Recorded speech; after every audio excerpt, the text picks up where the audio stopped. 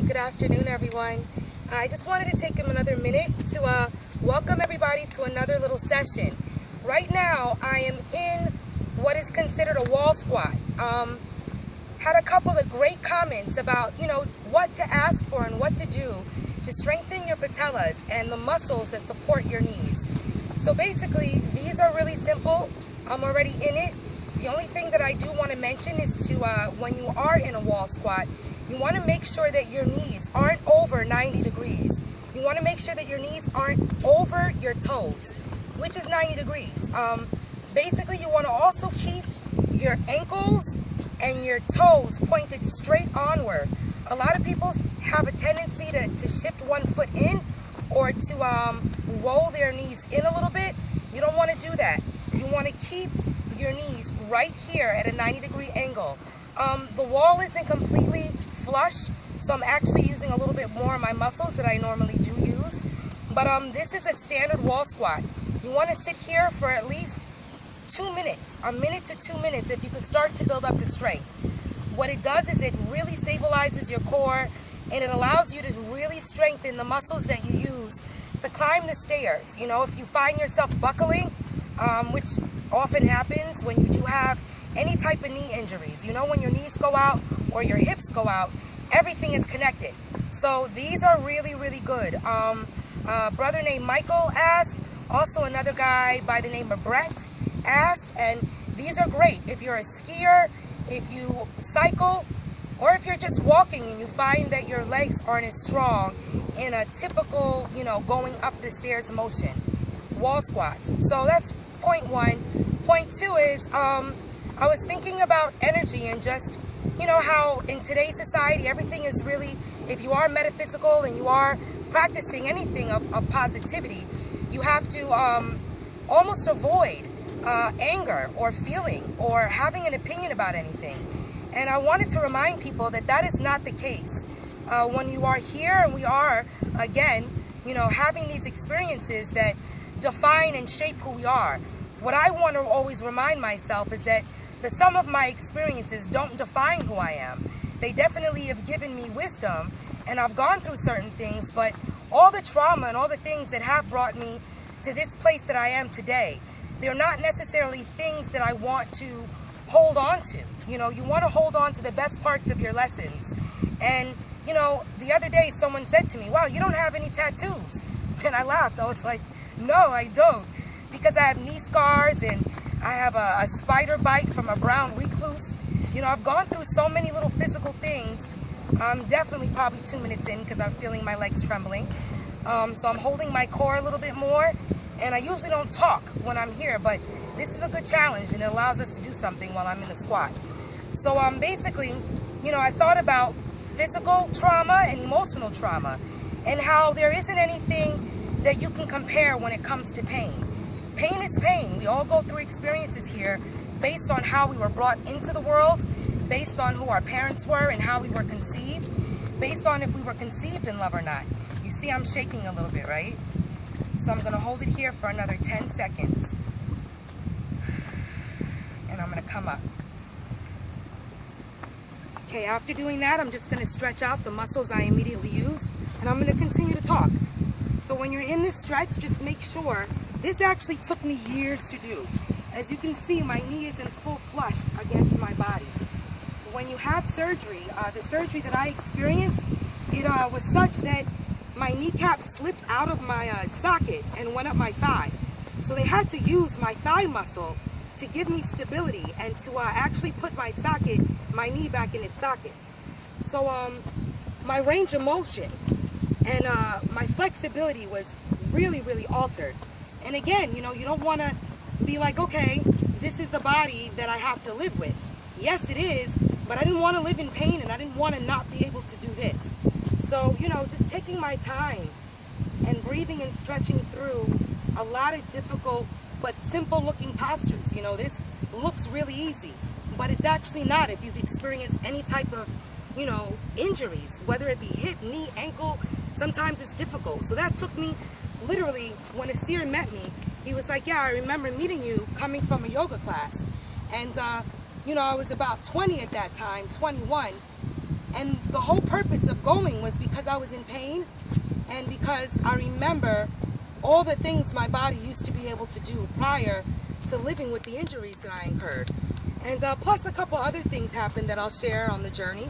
But basically, we stretched out the right and the left, and we're going to continue to do a stretch. This really helps with your lunges. So if you're in a basic lunge, you want to make sure that your legs are a little wider than hip distance apart, of course. Then you want to turn your right leg at a 90-degree angle and make sure that your heel lines up with your inset or with your arch of your opposite foot. And then basically you're going to just sit down. A lot of people have difficult tight hips like myself. It took years. What you want to think of doing is going as far as you can go and not going any further than that. If you feel any shakiness or you're starting to tip in, roll in, pull back and catch your balance. The whole purpose of this is like the basic stance. The whole purpose of this posture is to open up your hip sockets as well as like the insides of your thighs, your hamstrings, all that good stuff. But to just sit here, you need to use all your muscles. So we're going to sit as low as we can in a basic lunge and stretch out the muscles we just basically used. Once you're here, just think of dropping your arm right in front of your kneecap and placing your fingertips right at the base of your ankle. And you're going to keep your body lifted. You don't want to lean all the way over. You want to keep your body lifted as much as possible. So you're just going to hold it here. If you feel confident enough to balance, just reach your opposite arm straight up and sit straight down. You want to think of locking out your opposite leg while you keep the knee that you're bending into completely flushed open so that you can open up that thing.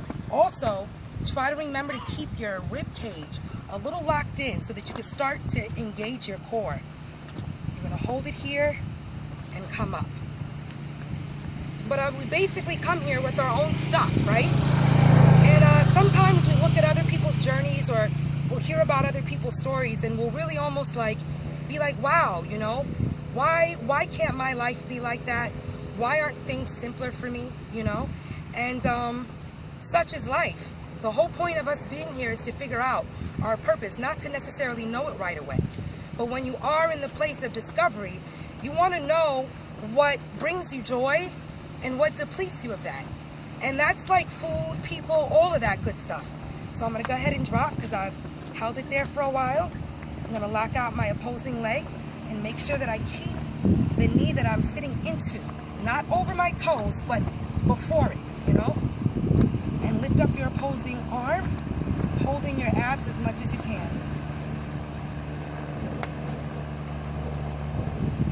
You know, you want to think about the things that bring you joy. And sometimes we're born into families and situations that don't. You know, our families could be like really difficult to deal with. And in that whole lesson, even this, sitting like this took so long. But anyway, a little bit at a time. If you can't do that, sit straight up. These are the things that you have to modify when you have certain injuries. And you do have to figure out how to live, even if it's with a new body. Figure out how to live with that. So I'm just going to stretch straight over.